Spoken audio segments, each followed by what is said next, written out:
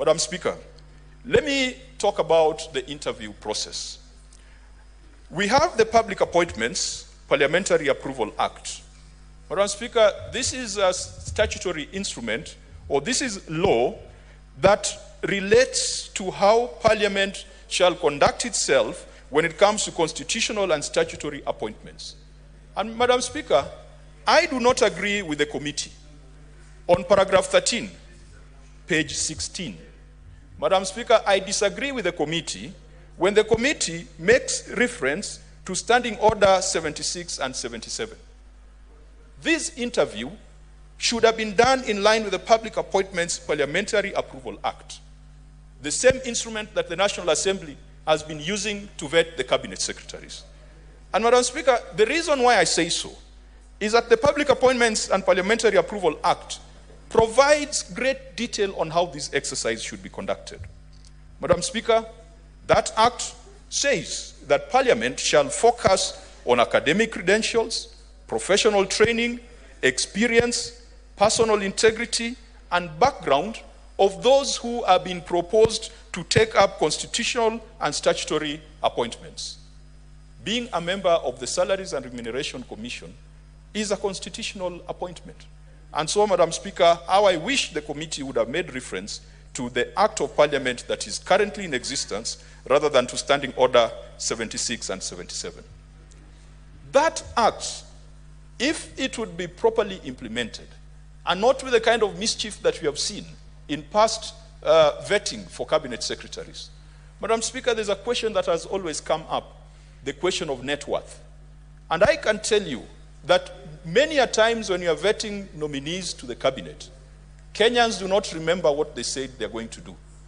Because there is one thing for them to aspire to do something, but there's also the established government policies. I have seen some cabinet secretaries say how they are going to be publicly spirited and how they are going to do things differently. But let's remember that there are already budgets that have been established. There's already a president who is in office. And so if you come with views that are at variance with those of government, the existing budgets, existing plans, and the personal views of the president, then you are just going to get frustrated. But the question of net worth is one that has animated the nation. I saw a computation of the net worth of the nominees that are currently before the House, without getting to the substance of the matter, to be 10 billion. And Kenyans are offended. Kenyans are offended. What is this magic that politicians play that makes them wealth that serious corporate organizations cannot make? Madam Speaker, before I got into politics, I was in the financial services sector.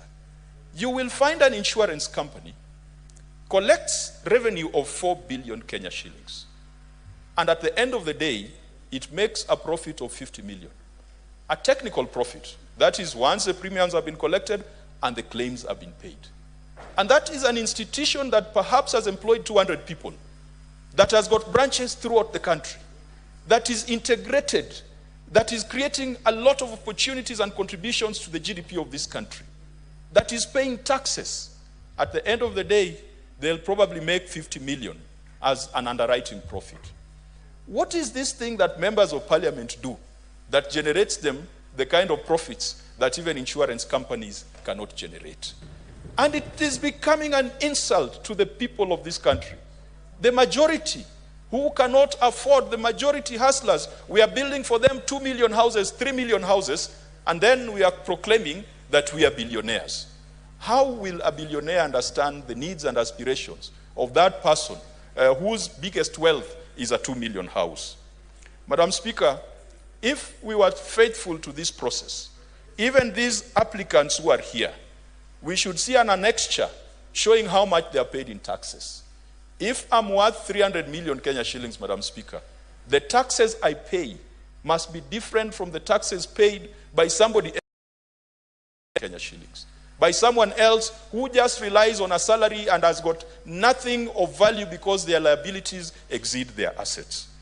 Madam Speaker, another question that must be asked is a question of conflict of interest.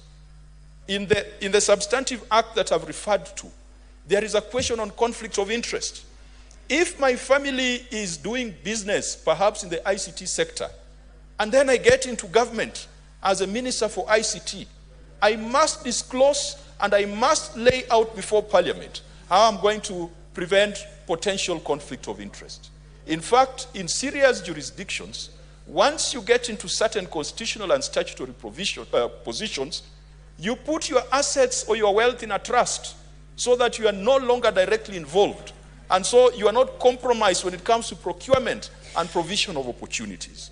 We never ask those questions.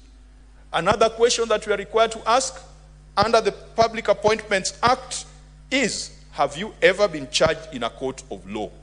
Madam Speaker, you don't hear those questions being asked.